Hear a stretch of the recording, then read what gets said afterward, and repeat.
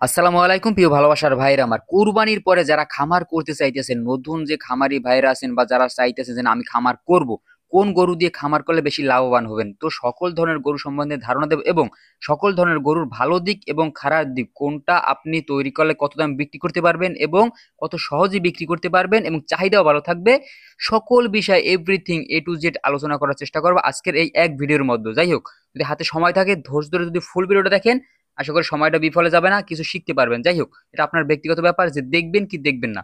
এখন একটা জিনিস লক্ষ্য করেন যে এই যে খামারটা, এই খামারের বাদেও ওই সাইডে আরেকটা খামার আছে, আমি আপনাদের ঘুরে ঘুরে দেখানোর চেষ্টা করব। যাই হোক, তো এই খামারটায় গরু ছিল ভরপুর, ওই সাইডের খামারটাও ভরপুর গরু ছিল, এখন একটা গরু নাই। এখন আমি যদি বলি যে এই খামারে এই কুরবানির পরে অবশ্যই এই খামারে গরু উঠবে, এখন কোন ধরনের গরু উঠবে? সে যেহেতু ষাঁড় গরু লালন পালন করে অবশ্যই সে ষাঁড় গরু উঠাবে, কিন্তু আমি যদি বলি যে ভাই নতুন যারা আছেন তারা কিন্তু মনে করেন যে না আমি ভালো গরুর দেখে বাছুর কিনবো বা ষাঁড় গরু কিনবো, সামনের বছর কুরবানিতে রেডি করবো, সুন্দর কোয়ালিটি তৈরি করবো, বিক্রি করবো, না লস করবেন। কারণ আপনারা হয়তো জানেন না যে এই যে বাছুরটা সে রাইখে গেছে খামারে আগামী কুরবানির জন্য, এবং ওই সাইডে লাল আরেকটা দেখাইছে, আবার দেখাবো আপনাদের। তো এই যে দুই থেকে তিনটা গরু খামারে রাখছে কারণটা কি? দেখেন, এই যে বাছুরটা কিন্তু ক্যামেরায় ছোট দেখা যাচ্ছে, এটা অনেক বড় একটা বাছুর। এটা যদি আগামী কোরবানিতে রাখে তাহলে বিক্রি করতে পারবে। এখন আপনারা তো প্রথম থেকে কি করবেন, ভালো গ্রোথ দেখে কোয়ালিটিফুল বাছুর কিনবেন, আগামী কোরবানি পর্যন্ত যাইবেন, তারপর লালন পালন করার পর দেখবেন যে বয়স হয় না, দাঁতে নাই, বিক্রি করার উপযোগী হয় না, আরো এক বছর রাখা লাগবে, লস। তাহলে কথা হলো গিয়ে যে কুরবানির পরে যে আপনারা খামার করবেন বা নতুন গরু উঠানোর চিন্তা ভাবনা করতেছেন, কোন ধরনের ষাঁড় গরু দিয়ে আপনারা খামারটা করবেন, দেখেন আপনাদের বোঝার উদ্দেশ্যে আমি খোলামেলা ভাবে আপনাদের বোঝানোর চেষ্টা করবো। দেখেন, এই যে গরুটা সামনে দেখতেছেন, আপনারা হয়তো মনে করবেন এটা বড় একটা গরু এই বছর কোরবানির জন্য রেডি করছে, আসলে না, এটা ভুল ধারণা। আমি যদি বলি যে এটা কোনো গরু না, এটা একটা বাছুর, আগামী কোরবানিতে বিক্রি করবে, এই জন্য এই বাছুরটা খামারে রাইখে দিচ্ছে। এখন আপনারা চিন্তা করবেন যে এইটা যদি বাছুর হয় তাহলে আপনার কোরবানির জন্য যেটা রেডি করবেন সেটা কেমন হওয়া উচিত। ভাই, এই গরুটা এই বছর কুরবানিতে দিলে দিতে পারতো, এই কুরবানিতে দাম বলছে 1 লাখ টাকা, কিন্তু এই বাছুরটা যদি আগামী কুরবানিতে বিক্রি করে, খামারে আশা করতেছে যে 2 লাখ ওভার বিক্রি করতে পারবে। এটাই হলো খেলা। বিষয়টা আরেকটু ভালোভাবে আপনাদের বোঝানোর চেষ্টা করে দেখেন যে এই গরুটা 1 লক্ষ টাকা বর্তমানে দাম আছে, এবং যদি এই রাইখে দেয় খামারে আগামী কুরবানিতে 2 লাখ ওভার বিক্রি করতে পারবে। কিন্তু আবার এই যে সামনে যে বাচ্চাটা দেখতেছেন, এই বাচ্চাটা বর্তমানে দাম আছে দেখা যায় যে 90,000 টাকা, 80 থেকে 90,000 টাকা, কিন্তু এই বাচ্চাটা যদি আগামী কুরবানির পরে বিক্রি করে, মানে আগামী কুরবানিতে বিক্রি করে, এই বাচ্চাটা বিক্রি করতে পারবে 1,80,000, বা দেখা যায় যে 2 লাখের কাছাকাছি চলে যাবে, এনাফ। তো আপনারা চিন্তা করেন যে ভাই আমি 50,000 টাকা করে বাছুর কিনবো, আগামী কুরবানিতে 1 লক্ষ টাকা 1,20,000 টাকায় বিক্রি করবো, পারবেন না। কারণ ওই বাচ্চাটা আগামী কুরবানিতে আসবেই না।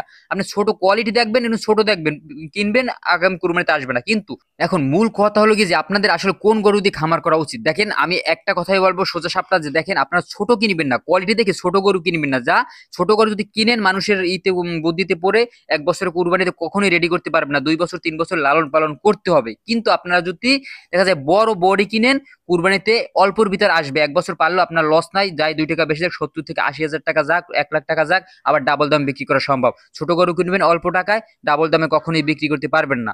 তারপর আসি যে আপনারা, যে আরো একটা সিস্টেম আছে, যে যারা চাইতেছেন যে আমরা গাভীন গরু দিয়ে খামার করব, আমি যদি বলি যে গাভীন গরু দিয়ে যারা খামার করতে চাইতেছেন তারা যে ষাঁড় গরু থেকেও বেশি লাভ করা সম্ভব এখানে। হ্যাঁ, একেবারে সহজে, না লাগবে ঘাস, না লাগবে এক্সট্রা জায়গা, না লাগবে এক্সট্রা কোনো খরচা, কিন্তু আপনার একেবারে সিম্পলি এই গাভীন গরুর একটা সিস্টেম আছে, একটা পয়েন্ট আছে, এটা দিয়ে আপনি কাজ করতে পারেন অল্প টাকার ভিতরেও, কিন্তু এখান থেকে ষাঁড় গরুর চাহিদা পূরণ করা যায় এবং ষাঁড় গরু থেকে বেশি ইনকাম করা যায়। কিভাবে দেখেন, কুরবানির পরে আপনারা যে যারা আছেন, যারা নতুন খামার করতেছেন, ভাই এই যে গাভীন গরু দেখা যায় কুরবানির 1 থেকে 2 মাস পরে, কোনো তাড়াহুড়ো করা যাবে না। কুরবানির 1 থেকে 2 মাস পরে কি হবে, যে এই যে সকল গাভীন গরুগুলো আছে এগুলো পোক্ত গাভীন, বুঝেন, দেখা যায় গাভীনের বয়স হয়ে যাবে 3 মাস 4 মাস 5 মাস বয়স হয়ে যাবে। কারণ প্রতিটা গরু, বেশিরভাগ গরু আপনার বাচ্চা দেয় দেখা যায় শীতকালে, পৌষ মাঘ এর মাঝামাঝি বা এর আশপাশে। তো এখন দেখা যায় কুরবানির 2-3 মাস পরে তাড়াহুড়ো করবেন না, দেখবেন পোক্ত গাভীন কিছু গরু পাবেন যে বাচ্চা দেবে অল্পের ভিতরে, 2-4 মাসের মধ্যে বাচ্চা দেবে বা 5 মাসের মধ্যে বাচ্চা দেবে।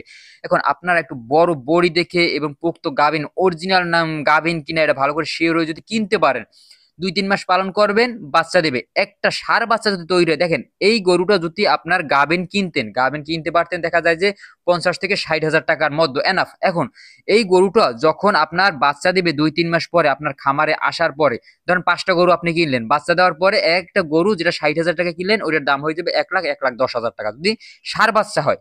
আর যদি দেখা যায় যে না ষাঁড় বাচ্চা হয় না, একটা বকনা বাচ্চা হয়েছে, তাও 90 থেকে 1 লক্ষ টাকার মধ্যে থাকবে। যদি আপনার 5টা গরু কেনার ক্ষমতা থাকে বা 5, 7, 10টা গরু কেনার টাকা থাকে, প্রথমে ইনভেস্ট কম করবেন, এটাই স্বাভাবিক। ট্রাই করার উদ্দেশ্য হলো ইনভেস্ট কম করা ভালো। তো যদি 5, 6টা গাভীন গরু কিনেন, 2, 3 মাস লালন পালন করলেন, কোনো বাড়তি কোনো খরচা নাই, ঝামেলা, শুধু খড় খাওয়াইলেন, সাধারণ কিছু ঘাস দিলেন বা দানাদার দিলেন, আপনার ব্যক্তিগত ব্যাপার। এবং আপনারা দেখা যায় 2, 3 মাস পরে বাচ্চা যখন হবে তখন বিক্রি করতে পারেন। এবং বাচ্চাটা যদি বড় করে চান যে না ভালো কোয়ালিটির বাচ্চা হয়েছে খামার রাখবো, বড়টা বিক্রি করবো, বা বড়টা আমি মোটা তাজা করে বিক্রি করবো, না হলে বড়টা আমি আবার বাচ্চা বের করবো ওই বীজ দিয়ে, করা সম্ভব। এই দেখেন এই একটা গরু থেকে ওই ওই যে এই একটা বাচ্চা দেখেন, এটা কিন্তু বকনা বাচ্চা, এটাও কিন্তু এটা সমানা, এই বছর আবার গাভিন হবে দুইটা, এটা গাভিন হয়েছে, বড়টা গাভিন হয়েছে। এবং ওই সামনে যেটা দেখতেছেন এটা কিন্তু এইটারই বাচ্চা, প্রথম বছরের বাচ্চা, এই বছর কুরবানিতে রেডি করছে সে।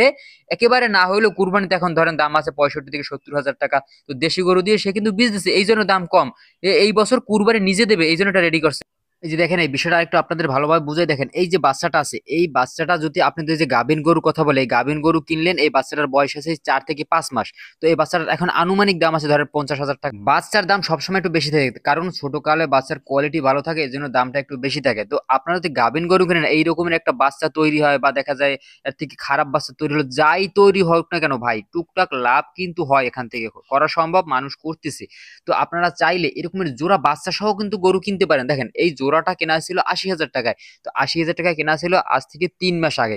এখন বর্তমানে দাম আছে 80 হাজার টাকা। যে গাভিন হয়েছে 1500 টাকা দিয়ে বীজ দিছে, আবার এই যে বড়টারে 1500 টাকা দিয়ে ভালো কোয়ালিটি ফুল বীজ দিছে। এখন এই বড়টার দাম আছে আপনার দেখা যায় যে 80 থেকে 90 হাজার টাকার, বাচ্চাটা ফ্রি, বাচ্চার দাম আছে 50 হাজার টাকা। তো ভাই একটা গরু থেকে যদি 20 হাজার 30 হাজার টাকা লাভ হয়, যে দেখা যায় যে 2 মাসে বা 3 মাসে বা 4 মাসে, তাহলে তো এনাফ। আপনারা একটা গরু পালতেছেন না, খামার মানে আপনি বেশি গরু পালতেছেন। বেশি গরু যখন পালবেন তখন দেখা যায় এইটাই থেকে 10,000, ওইটা থেকে 5,000, ওইটা থেকে 2,000, দেখা যায় মিলেই জিলে আপনার দেখা যায় মাস শেষে একটা হিসাব করেন বা 3 মাসের হিসাব করেন, আপনি যেমন হিসাব করেন না কেন একটা লাভ কিন্তু দাঁড়াই যাবে। তো শুধু আপনাকে বুঝে বুঝে গরু কিনতে হবে। তো আপনারা যারা নতুন খামার করবেন ভাই, আপনাদের আমি প্রথমে বলছি যে যারা ষাঁড় গরু দিয়ে খামার করতে চাইতেছেন, কেমন গরু দিয়ে খামার শুরু করলে আপনাদের লাভ হবে আমি মনে করি, আমার ব্যক্তিগত পরামর্শ শেয়ার করলাম। এখন আপনারা কি করবেন কি করবেন না এটা আপনার ব্যক্তিগত ব্যাপার, আমি শুধু শেয়ার করলাম। এখন আপনারা হিসাব করে দেখবেন আসলে কোন ভাবে খামার করলে আপনার জন্য সুবিধা হবে। এবং আরেকটা কথা বলে রাখি যে ভাই, খামারে প্রথম অবস্থায় কম পুঁজি ইনভেস্ট করার চেষ্টা করবেন, তাহলে কিন্তু লস হওয়ার চান্স কম থাকে, নতুন যারা আছেন বিশেষ করে। যাই হোক, সবাই ভালো থাকবেন, সুস্থ থাকবেন। যদি ভিডিওটা ভালো লাগে অবশ্যই একটি লাইক এবং একটি সাবস্ক্রাইব করে সাথে থাকবেন। ধন্যবাদ সবাইকে।